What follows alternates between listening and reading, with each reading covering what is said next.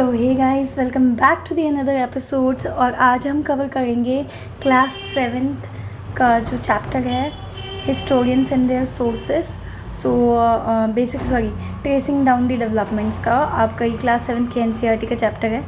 ठीक है, तो ये हम आज स्टार्ट करने वाले हैं ट्रेसिंग चेंजेस थ्रू 1000 ईयर्स। ठीक है, so this is a hand written notes completely prepared by my. तो लेट्स जस्ट स्टार्ट बिना कोई फालतू बात किए हुए, बिकॉज आई वांट कि थोड़े कम टाइम की ड्यूरेशंस में जो है हम अपना जो भी टॉपिक है वो कवर कर लें।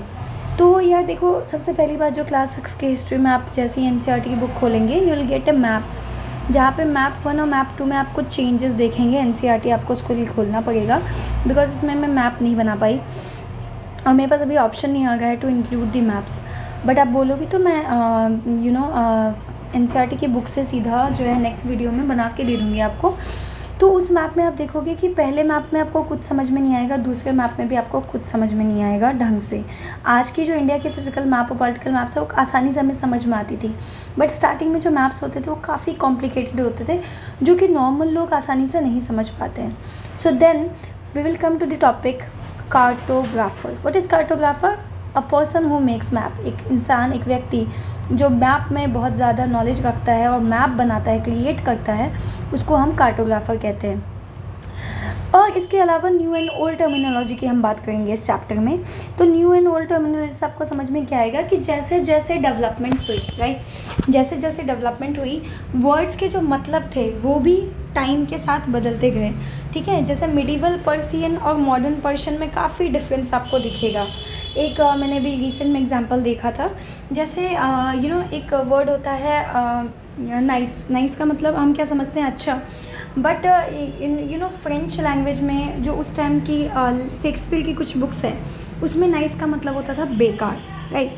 तो न्यू एंड ओल्ड टर्मिनोलॉजी का मतलब आपको क्या समझ में आया कि वर्ड्स के जो मतलब थे वो टाइम के साथ बदलते गए। अब आता है हिंदुस्तान टर्म, क्योंकि हम टर्म की बात कर रहे हैं तो टर्म हिंदुस्तान। आज हम क्या समझते हैं, इंडिया, हिंदुस्तान मतलब इंडिया हम समझ लेते हैं, भारत भी आता है तो हमारे दिमाग में इंडिया ही आता है, यानी कि modern nation state. But actually में मिनहाज ई सिराज ने, जो कि एक क्रॉनिकलर थे, क्रॉनिकलर क्या होता है, जो क्रॉनिकल्स लिखते थे, उन्होंने अपने पर्शियन लैंग्वेज में कहा था 13th सेंचुरी में कि क्या कहते हैं, हिंदुस्तान वो एरियाज़ हैं जो पंजाब, हरियाणा और गंगा और यमुना के बीच के लैंड्स को कवर करता है, राइट।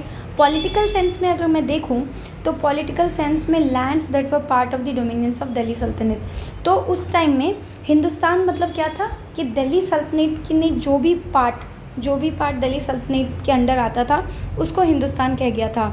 आपको नोट करना है कि इस पर्टिकुलर हिंदुस्तान में कभी भी साउथ इंडिया टर्म नहीं आया था। अर्ली 16th सेंचुरी की हम बात करेंगे तो बाबर जो थे ग्रेट मुगल्स में, बाबर ने इस्तेमाल किया था टर्म हिंदुस्तान। और उनका जब हिंदुस्तान टर्म उन्होंने इस्तेमाल किया था तो उससे उसका क्या मतलब था कि ज्योग्राफी, फौना एंड कल्चर को वो डिस्क्राइब कर रहे थे हिंदुस्तान कह के, और उस पर्टिकुलर सब कॉन्टिनेंट के इनहैबिटेंट्स कि कैसे जो रहते थे, उनकी ज्योग्राफी, कैसे ज्योग्राफी में रहते थे, कैसा फौना था, कैसे कल्चर था, ये सब हिंदुस्तान में कवर होता था। आमिर खुसरो 14th सेंचुरी के जो एक पोइट थे, उन्होंने इस्तेमाल किया था एक word, he use the word Hind, right. So Hind जो है आमिर खुसरो ने यूज़ किया था। एक और चीज़ इंटरेस्टिंग ये थी कि meaning of term today is different from the meaning in the past. आज के टाइम में जो हम कुछ वर्ड्स होते हैं जिसका मतलब हम जो समझते हैं, एक्चुअली में उस वर्ड का मतलब पास्ट में बहुत डिफरेंट था। फॉर एग्जांपल दिया गया है, फॉरेनर लेते हैं, जैसे ही फॉरेनर वर्ड आता है हमारे दिमाग में क्या आता है, फॉरेनर का मतलब एक ऐसा नेशनल जो हमारी कंट्री का इनहैबिटेंट नहीं है। Someone like suppose we are living in India, suppose कि हम इंडिया में ही रह गए, तो इंडिया में जब हम रह गए हैं तो इंडियंस फॉरेनर नहीं है, Indians inhabitants of this country है। लेकिन अगर कोई अमेरिका का बाहरी व्यक्ति हमारी कंट्री में आ जाएगा तो उसको हम क्या बोलेंगे, फॉरेनर बोलेंगे। ठीक है, today it means a foreign national. Medieval period में someone who was not a part of that society और कल्चर, कोई भी व्यक्ति जो सोसाइटी उस कल्चर का पार्ट नहीं होता था उसको कल्चर फॉरेन कहा गया था। हिंदी में फॉरेनर को परदेसी और पर्शियन में उसको अजनबी कहा गया। ठीक है, city dweller regard forest dweller as foreigner. इतना ही नहीं, जो सिटी में लोग रहते थे वो जंगलों में यानी फॉरेस्ट ड्वेलर, फॉरेस्ट में रहने वाले लोगों को फॉरेनर कह देते थे। But two peasants living in same village, यानी दो जो पीजेंट्स हैं, मान लो वो एक सेम गांव में रहते हैं, तो वो फॉरेनर्स नहीं हैं, irrespective of the fact even though they have a different caste and cultural background. ठीक है, सो नाउ नेक्स्ट टॉपिक पे आते हैं हम लोग। नेक्स्ट टॉपिक क्या है? Historians and their sources.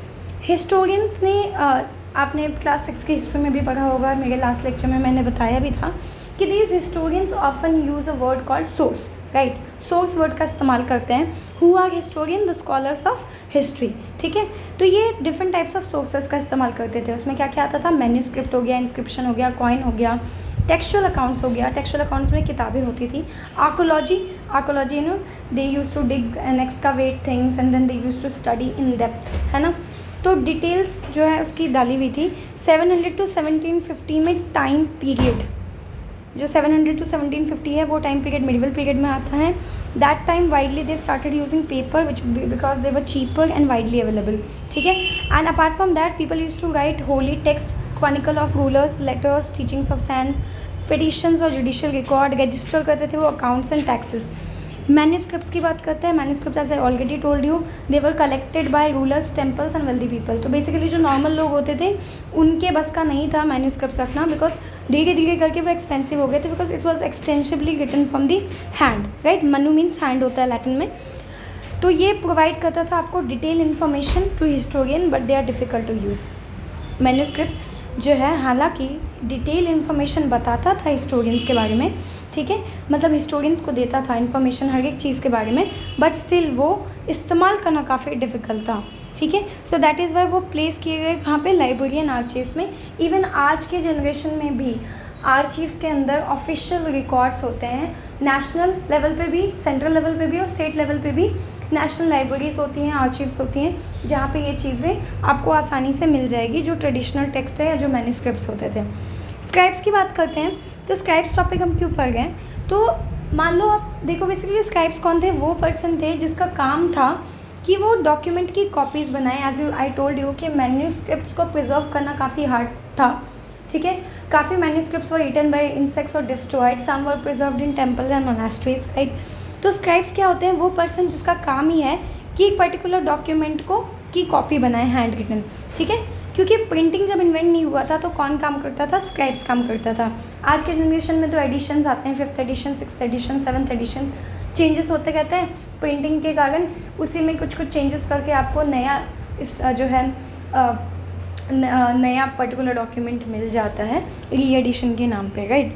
ठीक है, सो प्रिंटिंग प्रेस था नहीं, तो आप स्क्राइब्स को और अच्छे से समझते हैं। जो मान लो सपोज़ आप अपने फ्रेंड की कोई वर्क को कॉपी करोगे और मान लो कि उसकी लिखावट यानी उसकी हैंड राइटिंग आपको समझ में नहीं आएगी, sorry, it is difficult to understand, तो आप गेस वर्क करके कुछ कुछ वर्ड करके, अच्छा मतलब मान लो कुछ लिखा हुआ है आपको समझ में नहीं आया, तो आपने बस सोचा कि अच्छा ये SCRIPT कुछ स्क्रिप्ट सा लग रहा है, इसका मतलब इसने स्क्रिप्ट लिखा होगा, बट हो सकता है कि वो एक्चुअली में उसने स्क्रिप्ट लिखा ही नहीं, कुछ और लिखा हो, लेकिन आपने गेस वर्क करके उस वर्ड को लिखा। तो इससे क्या हुआ कि आपकी कॉपी यानी आपकी हैंड राइटिंग, आपकी बुक के अंदर कुछ चेंजेस आपको मिलेंगे, राइट। सो ये चेंजेस काफ़ी कॉमन हो गए थे। तो ये जो स्क्राइब्स थे क्या करते थे? मैन्यूस्क्रिप्ट्स को कॉपी करते थे, उसमें कुछ बदलाव करते थे। They used to introduce small changes, ठीक है। कभी कभी एक वर्ड दो वर्ड चेंज हो जाता था, कभी कभी सेंटेंस को ही पूरा बदल देते थे।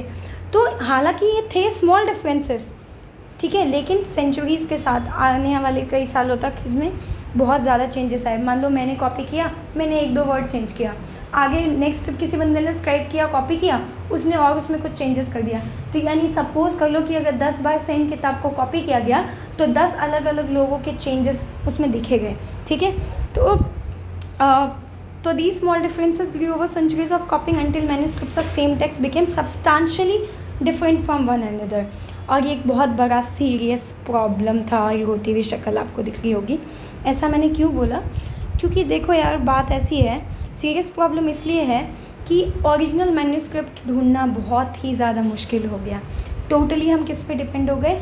उन कॉपीज़ पे जो स्क्राइबर्स ने बनाए थे, जो स्क्राइब्स ने लिखे थे या कॉपी की थी, जिसके कारण हिस्टोरियंस को एक पर्टिकुलर चीज़ को जानने के लिए different text of same version पढ़ना पड़ता है, ताकि वो ये गेस कर पाए कि एक्चुअली में ऑथर ने क्या लिखा था। So it is very time consuming and that's why we have to study. And since changes आपको काफ़ी दिखेंगे। इवन टीचिंग मेथड्स में भी काफ़ी चेंजेस हो जाते हैं, ठीक है। तो आपको बस ये समझना है कि ये जो स्क्राइब्स का जो भी काम था वो काफ़ी चैलेंजिंग हो गया था, and it was very difficult for the people to understand, specially for the historians, as they were not getting enough information to keep it on the records. So that is why they used to refer different sources in order to understand what exactly was written. तो इसके ऊपर एक topic भी था कि हाँ, ये था कि आमिर खुसरो ने एक किताब लिखी थी, ठीक है। तो ये मैंने अभी डाला नहीं है बिकॉज सिंस ये चैप्टर बहुत लंबा है, बट मैं थोड़ा सा आपको ब्रीफ देती हूँ। आमिर खुसरो ने एक पोइट लिखी थी, आमिर खुसरो एक पोइट थे। तो उनकी काफ़ी सारी बातें, कुछ किताबें थी जो हिस्टोरियंस को पता ही नहीं था, और इन्होंने 2 किताबें लिखी थी।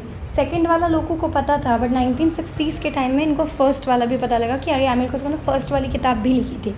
सो दैट इज़ वाई क्या हो गया कि चेंजेस लोगों को समझ में आया। काफ़ी चीज़ें क्या होती है, डिस्ट्रॉय हो जाती है, बट बाद में हम उसको ढूंढते हैं तो हमें पता लगता है कि अरे कुछ चेंजेस तो थे।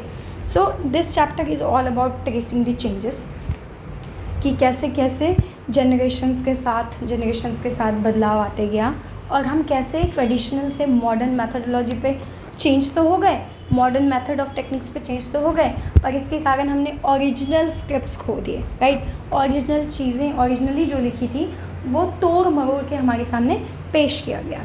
सो that is all, this is the part 1 of class 7th history topic. For more what I am saying, sorry. तो please like, share and subscribe for the next video. Part 2 में जल्द अपलोड करूँगी, and या आपका प्यार important है, और comment में मुझे बताइएगा और क्या क्या टॉपिक्स हैं जिसमें आपको अंडरस्टैंडिंग समझने में दिक्कत आ रही है। That's all for today guys, thank you so much for watching.